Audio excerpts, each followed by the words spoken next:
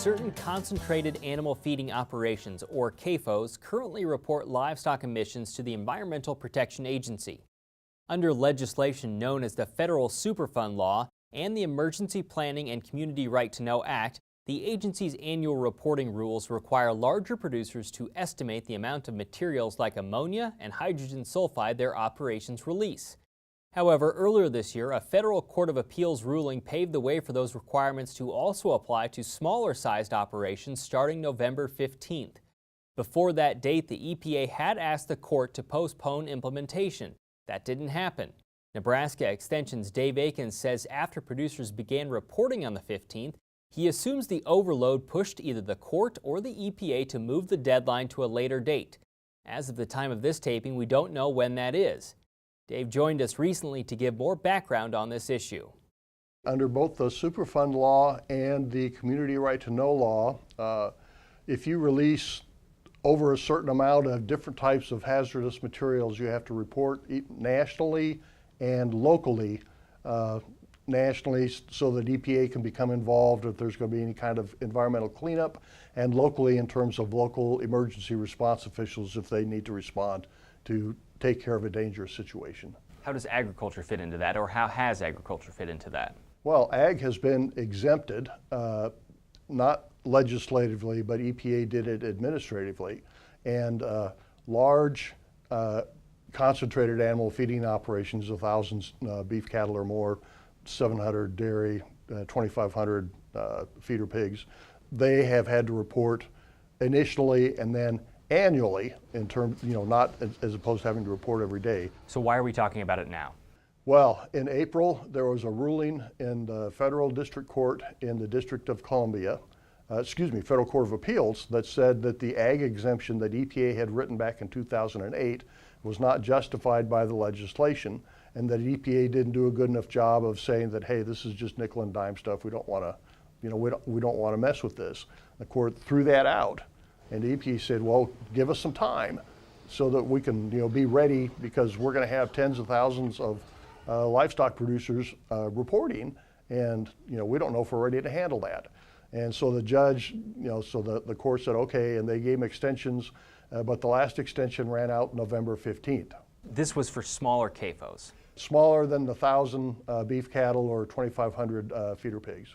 And the thought was then on November 15th, they would have to report. So November 15th came, what happened? Well, EPA was trying to get the judge to extend it into January. He said, we made some progress, but we're still really not ready for this. Did not get the exemption. So on the 15th, all these calls started coming in, and the National Response Center, which gets these calls, I'm guessing here, but I'm expecting, went to EPA and said, look, these guys are, tying us up for these cow calls, and we don't want these cow calls, So they said, okay, well, we'll set up a email option. So they say, don't call, but just email this address, and that'll start it. I'll bet they crashed the email server, and they finally said, okay, we're pulling the plug on this, because we have real emergencies to worry about, and if we're tied up with this livestock stuff, emergencies could go unresponded to. And so they finally pulled the plug, and we don't know if the judge was involved in this or if they just did it. They said, we've got to protect the people of the United States, so we're going to put this aside for now. Which leaves us where? Who knows? Right now on the EPA website, it says you do not have to submit information anymore, and we don't know when the new submission date will be, but and they said, so stay tuned is what they say. My guess is that now the court has probably been persuaded that this was not a good idea, and so that EPA needs to come up with something that will not compromise the environmental response mechanism that we have in place to deal with serious environmental issues and responses and cleanups and all that kind of stuff.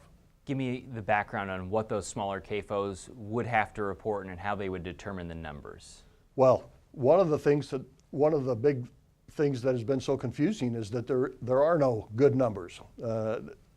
And my hope is that if EPA has the time, they'll say, okay, if you're 300, 400, whatever the number is, beef, cattle, then you have to report. I mean, that's, it would be in their interest to have numbers for the different livestock species and production systems and stuff, so that you don't get a bunch of calls from people that don't need to report. So hopefully there'll be some clarity on that.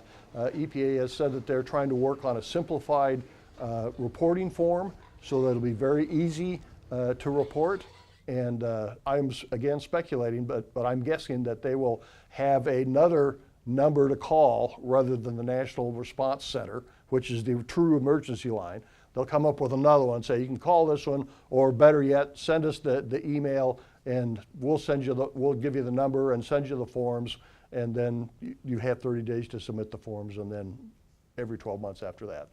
Now, EPA has also said they would like Congress to become involved and to clarify that whether this is, EPA said, we don't want to mess with this, so if Congress says you don't have to mess with it, then we'll be happy. But, Congress is pretty busy, and, getting something out of Congress is a lot harder than pulling teeth, so we'll see.